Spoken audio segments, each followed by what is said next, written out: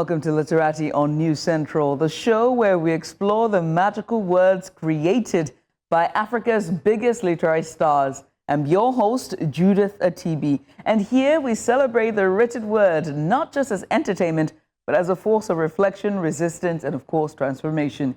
Each episode, we explore the stories behind the stories. We dive into books that don't just leave on the page, they spark something in us: curiosity, courage, compassion, and even dreams. Today, we are diving into a timeless fairy tale retelling or reimagined with heart, heritage, and harrowing power. We're talking about Tarella, a children's book by Lolo Eremie, set in a vibrant kingdom by the Nile. It's the story of a brave young girl who, after her father's tragic passing, must rise above grief, cruelty, and loss to protect her family and discover a true strength. With echoes of Cinderella, Tarella is a warm, uplifting twist on the classic tale, infused with African culture, courage, and compassion. It's a story that reminds us that royalty isn't about crowns, it's about character. And joining us today is the brilliant woman behind this work. Her name is Lolo Eremie. She's a writer, she's a filmmaker, a radio presenter based in Lagos, Nigeria.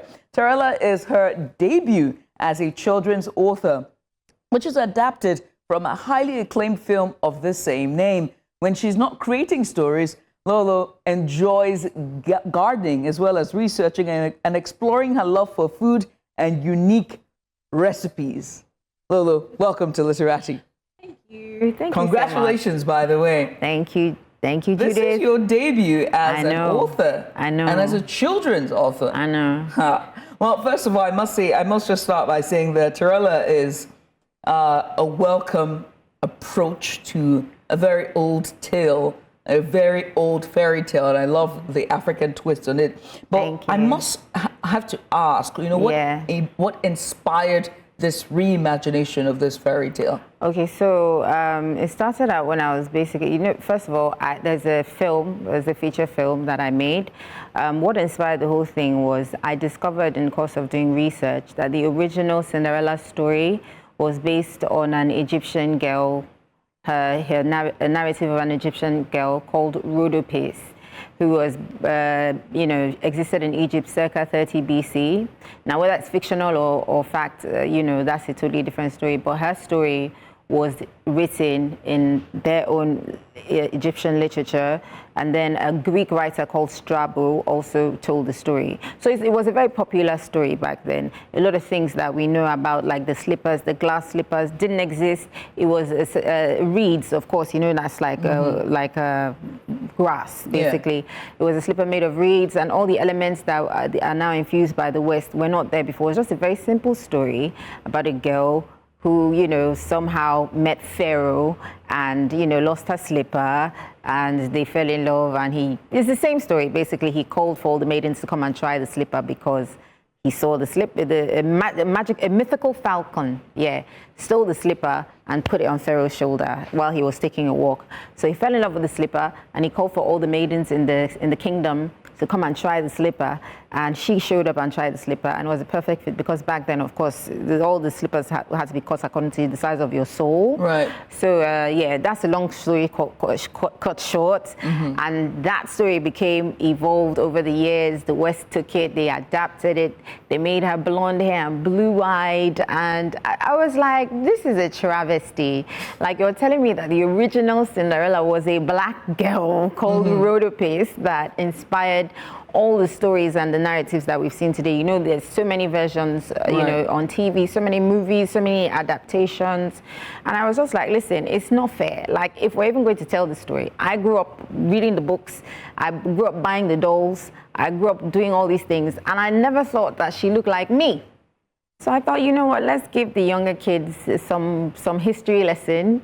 At least, just adapt it our way and let the characters look like them. Right. So that's how Tarella came to be. Representation do matter. Representation counts. Yeah. Absolutely. Speaking of representation, this book is set in a kingdom that is along the Nile, or the Nile is the name of the kingdom? No, so the kingdom is called Akaya, and it's not along the Nile. It's like, just some ancient African fantasy land. Just some ancient African fantasy land. But we pay homage to Rhodopis, who was the original Cinderella in the story, and we say that she is Tarella's ancestor.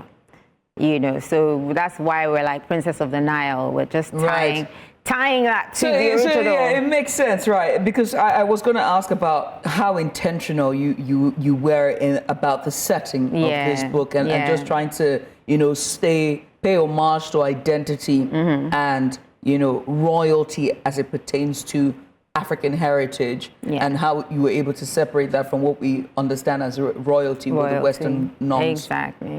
Exactly.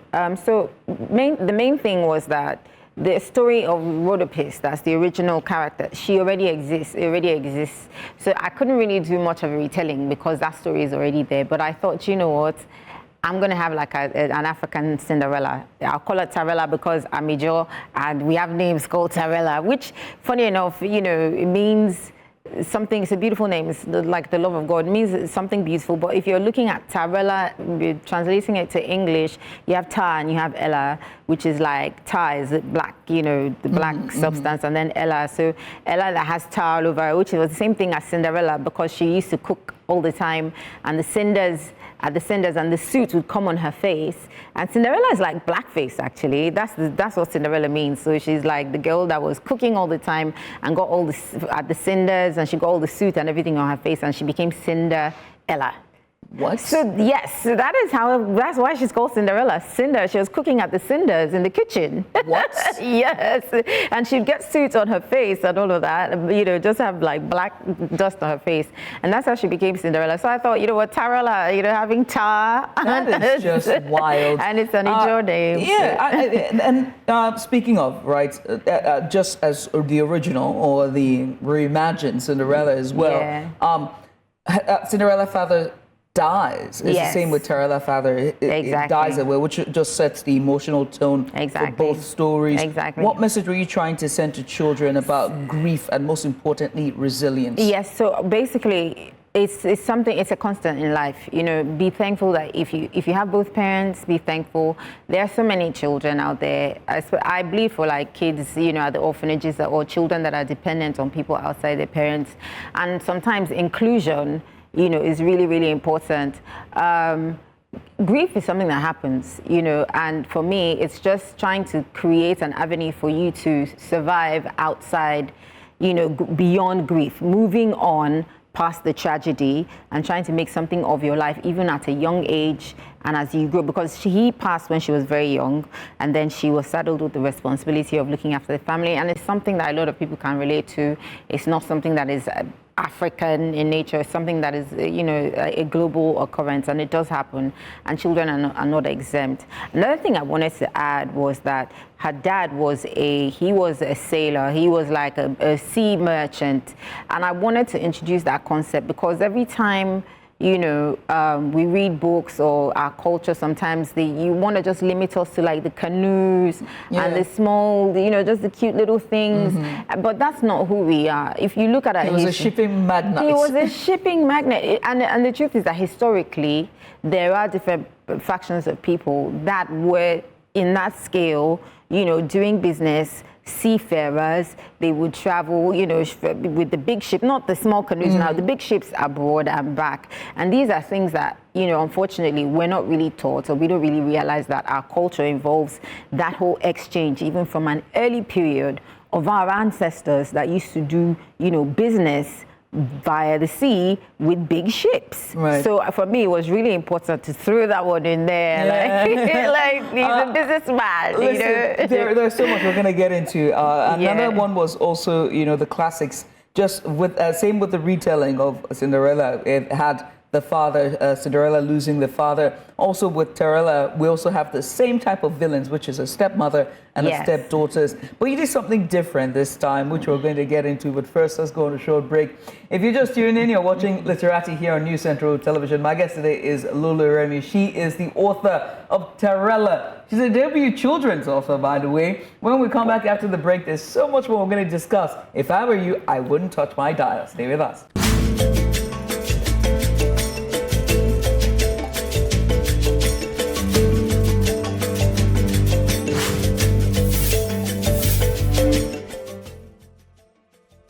Africa needs its own storytellers, people who understand the continent because they're from it.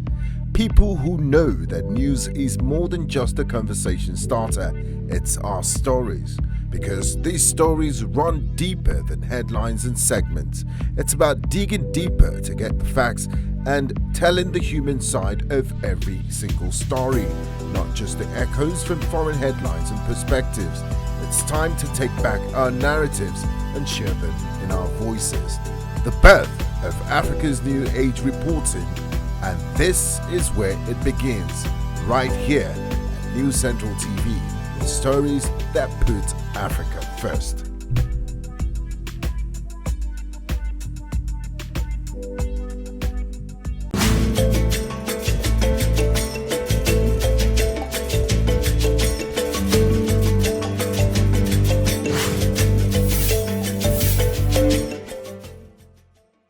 And you're watching Literati here on News Central Television. My guest today is Lolo Eremie. There we go. She is the author of the book Tarella, a debut children's author, but she's also a filmmaker as well as a communications expert and a radio host based in Lagos, Nigeria.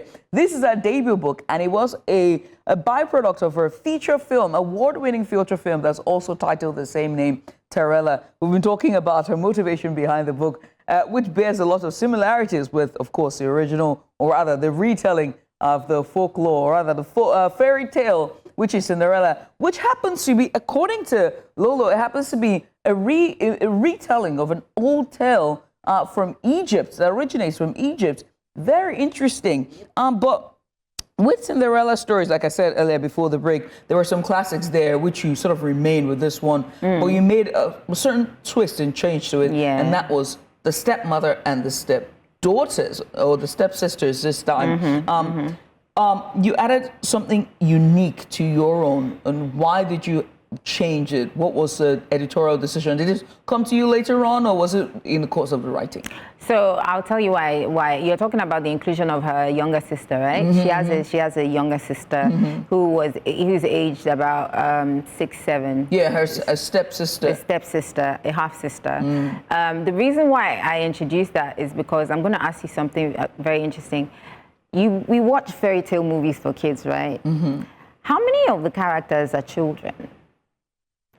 Sleeping Beauty, Snow White, Cinderella. But we assume they're supposed to be between 17 and 19. But 20. they're not children, Judy. Yeah, okay, gotcha. They're not children, and our target audience, is usually like the children's space, and you find that we're just doing, having all these like strong subjects and all of that, but you don't even find the children in the story. You're like, okay, we're targeting kids, but where are the children? It's good to have adults, or teenagers and all of that, but children are always missing. And I always just look at them like, okay, so where's the child? You see like Sleeping Beauty, you see like Snow White. Yes, it's always like teenagers. Rapunzel. Rapunzel, Beauty and the Beast, Shrek. It's always teens and above. Teens. And I'm Frozen. Like, Frozen. It's, except when they were like little girls, and then they grew up. Yeah, thinking about it now. But usually it's so hard to find children participating in the story,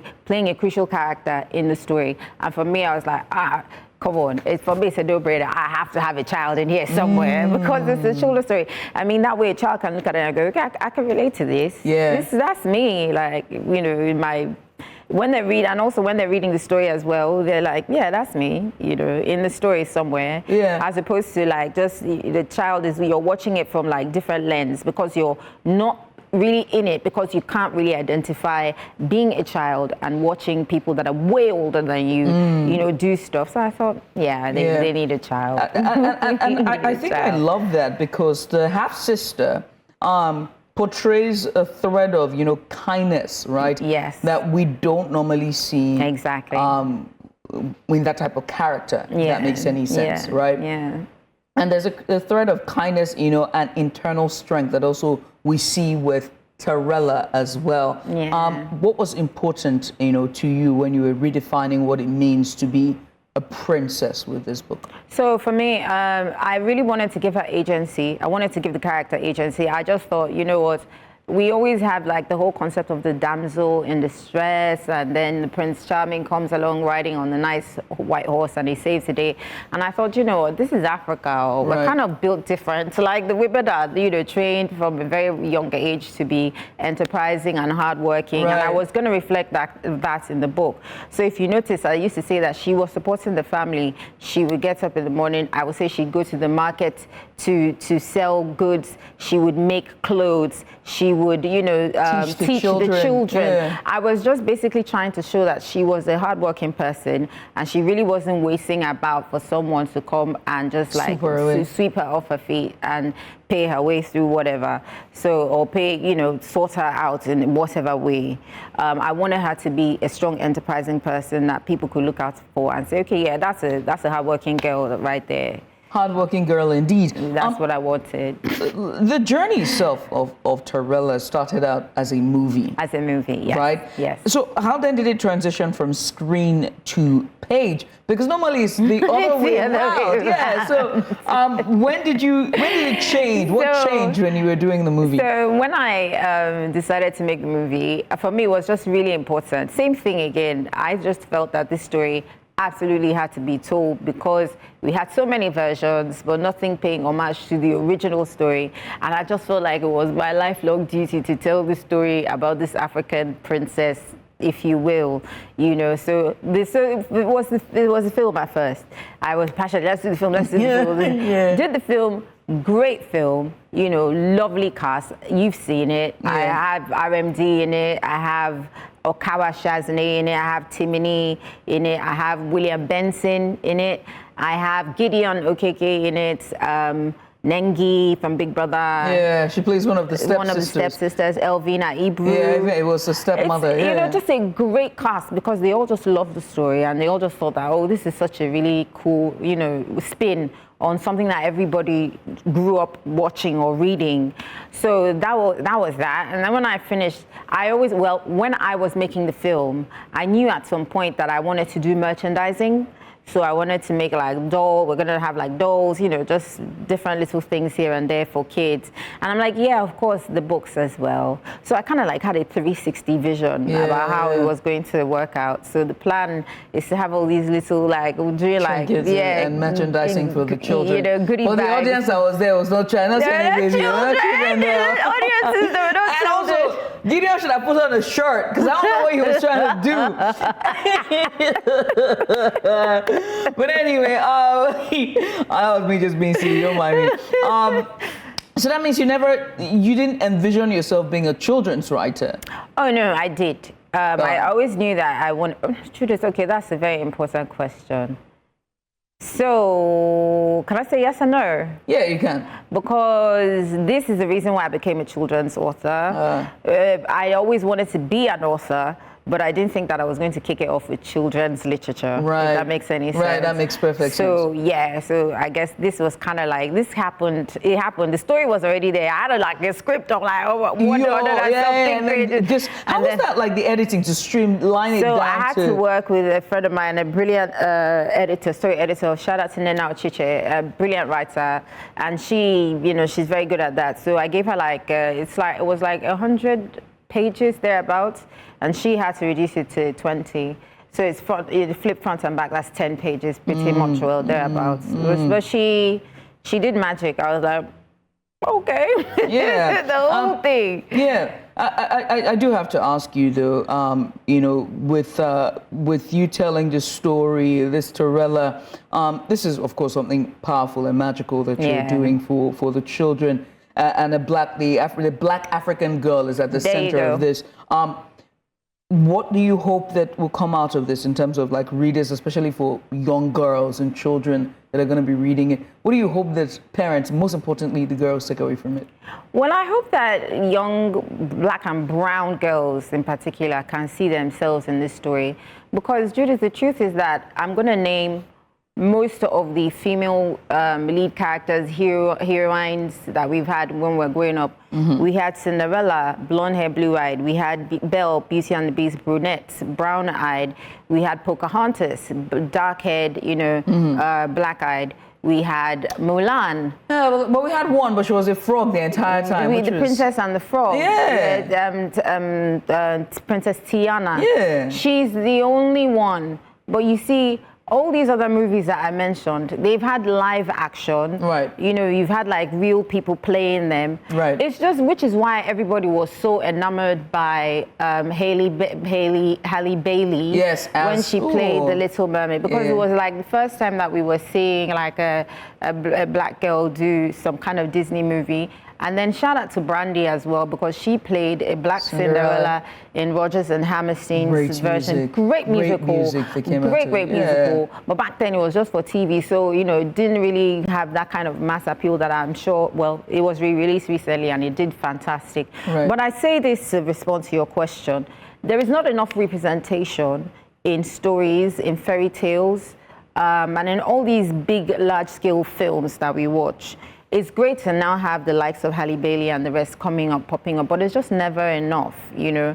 So for me, I was trying to write this for the little me that grew up watching all these things, and I used to see, you know, I had the Cinderella, like I said, I got the dolls, I had the books, and they just never, I didn't see any brown face, you know, so, and when you realize that a lot of these stories are actually like indigenous stories and the characters are actually really brown and black people, then you're like, okay, we should do something about making sure that these people look like us more, so they're not like foreign to you when you're looking at it. You're like, oh yeah, that's our story, that's our girl, you know, that's us. Right. There's something it does for you when you're watching and you're reading and the person just looks just like you. It doesn't seem so far-fetched or so out there. You can be a princess too. Right. You know, you can be a queen, you can be the Cinderella too. You can, it's not exclusive to a specific, you know, shade of people or like the West. Right. You too can be that princess, and that's just what I was trying to say. Right. I mean, there's a tradition we do here at Literati before I let you go. It's called the rapid fire game show. It's where I ask you random questions. And you got to answer with the speed of lightning. You can't even think. Oh, God. Okay? Okay. A childhood book that still lives in your heart. Cinderella. Your favorite animated or fairy tale movie? Oh, that's a tough one. There's so many, but let me just go with my favorite animated movie. Let's do The clock is Cinderella ticking. again. Let's do Cinderella again. Yeah, because I One love fictional Justin. character you'd invite to dinner. One fictional character I'd invite to dinner, Prince Eric. Most magical place you've ever been. Magical place I've ever been. Legoland. Ooh. Most, describe Tarella in 3 words. Strong, resilient, caring. One Nigerian dish that deserves its own fairy tale. Banga soup. If you weren't a writer or filmmaker, what would you be besides radio presenter? Yeah, oh, that's a good one. If I went to a writer, I'd be a chef. Ah, all right, okay. Yeah. What song instantly lifts your mood? You can't even say you don't know this one. What song instantly lifts my mood? It would be Lengoma by DJ Booth featuring Zahara. That's a good one. What song, what's a book you'd love to adapt into a film next? A book I would love to adapt into a film next. Ooh, is this fictional or non-fictional? Anyone? Oh, it's a far cry from this one. Okay. So okay, let me not say what I am doing, because I am actually adapting someone's fictional book. Okay. But if I had to say like something else that I would like to adapt into a movie, it would be, well, I might as well say the one I'm doing. It's Diary of a Yahoo Boy. Oh. It's a really, like I said, it's a far cry from this one. Oh, right. Interesting. Diary it reminds me of I Do Not Come to You by Chance by Adele. There you go. That's another one. And then finally, your personal fairy tale ending books. What's your personal fairy tale ending look like? What would it look like to you? My personal fairy tale ending? Oh, would be carrying the prince on my horse and riding off into the sunset. Girl. Lolo, before I let you go, just finally, are we going to see more reimagining? Any sequel to Tarella? Absolutely. So we're thinking about animations. We're thinking about sequels if possible. And then just trying to explore the world of fairy tales. African fantasy is not very popular. So we're trying to explore that and just see how to make it. Because no shade, Judith, but I have noticed that sometimes when we try to tell epic stories, we always feel like the girls need to wear, you know, the bare midriff thing. Then they don't wear shoes and they have the beads around. And Africa is so diverse that we have different looks. We don't always have to stick to that look. Like in our story, in our movie. Look at Wakanda. Yeah, look at Wakanda. In our movie, they were like well-clad, you know, they were wearing sandals, just stuff that represents your culture. It doesn't always have to be the same look, rinse, repeat. So that's what we're exploring right now. We're going for fantasy, but it's African and it's very refreshing. I would say one thing, our children, the African children, need more content that is representative of them, that speaks to them, and most importantly, that resonates with them. And I want to say thank you so much for joining us, and congratulations on the book. Thank you, Judith. Lolo Eremie, she's my guest today. And her book, Tarella, is her debut children's book, and it follows her award-winning movie, Tarella. Pretty much all we can take at this hour right here on Literati. My name is Judith Atibi, and I've been your host. Until I come your way next time, keep reading. Bye for now.